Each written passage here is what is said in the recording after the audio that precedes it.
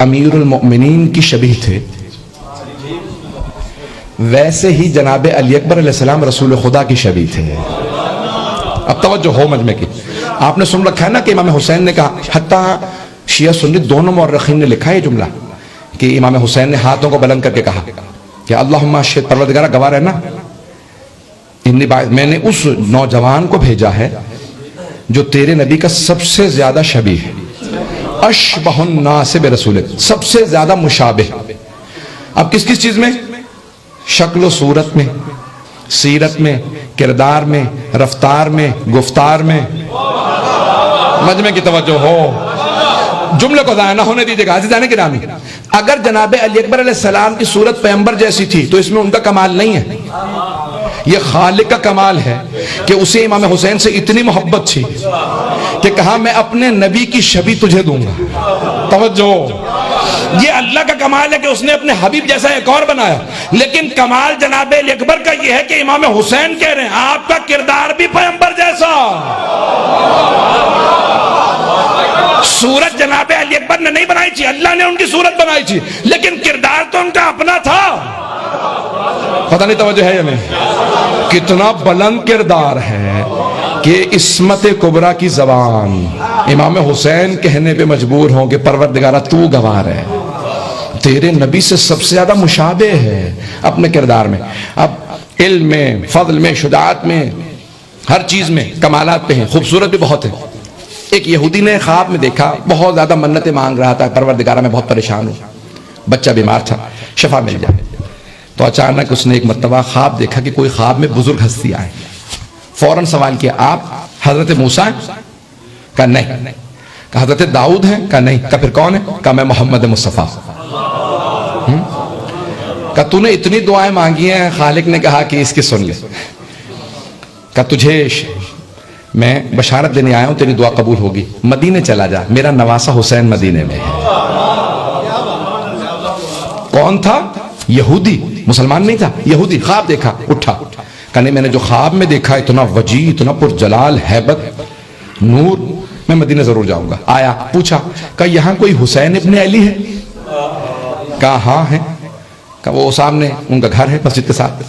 آیا، آنے کے بعد دیکھا، کہا مجھے رسول خدا سید الشہداء نے اشارہ کیا، کہا رک جا۔ خادم سے کہا ذرا میرے بیٹے علی اکبر کو بلا لا۔ توجہ، اسے کہا رک جا، اسے بولنے نہیں دیا، کہا ذرا میرے بیٹے علی اکبر کو بلا لا۔ جیسے ہی جناب علی اکبر کو بلا کے لے کے آیا خادم کہ آپ کے بابا نے بلایا، آئے۔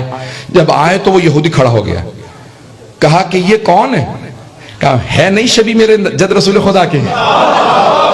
کہا کہ میں تعجب کرتا ہوں، جس کو خواب میں دیکھا تھا وہ بزرگ تھے، یہ جوان شکل وہی ہے۔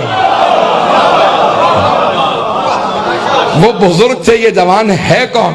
کہا وہ میرے نانا تھے، یہ میرا بیٹا ہے۔ اب وہ رونے لگا، کہا خواب میرا سچا ہے، میں آپ پہ ایمان لے کے آیا۔ کہا کہ جا علی اکبر، عزیزان گرامی تفصیل کا وقت نہیں ہے، کون ہے جناب علی اکبر؟ مورخین نے لکھا ہے اتنے سخی تھے، عربوں میں اگر کوئی چاہتا تھا نا کہ گھر میں کوئی کھانے کے لیے آئے تو اپنے صحن میں کچھ آگ جلا دیتے تھے، آگ جلا دیتے تھے کہ کوئی بھی آئے دستک دے، کھانا مانگ لے۔ جناب یہ مہمان جو مسافر ہوتا تھا وہ دستک دیتا تھا، کھانا مانگ لیتا۔ جناب علی اکبر 24 گھنٹے آگ جلائے رکھتے تھے، جو جب چاہے در پہ آ جائے۔ اللہ نے کہا علی اکبر آپ نے میری دین کی خاطر سخاوت کا اظہار کیا، قیامت تک آپ کا حرم اتنا بلند ہوگا کہ قیامت تک آپ کے نام پہ دنیا کھلائے گی۔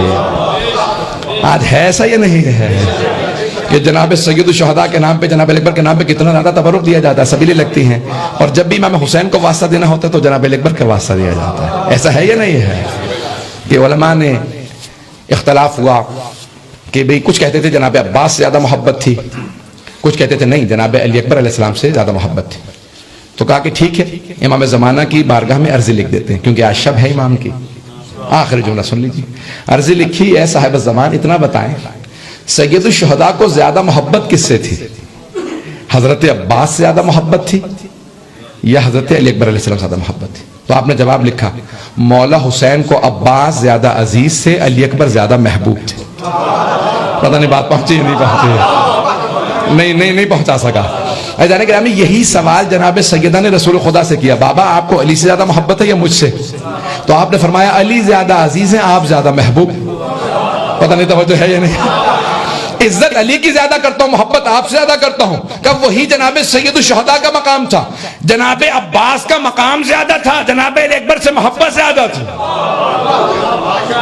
دونوں سے برابر کا. کون ہے جناب عباس؟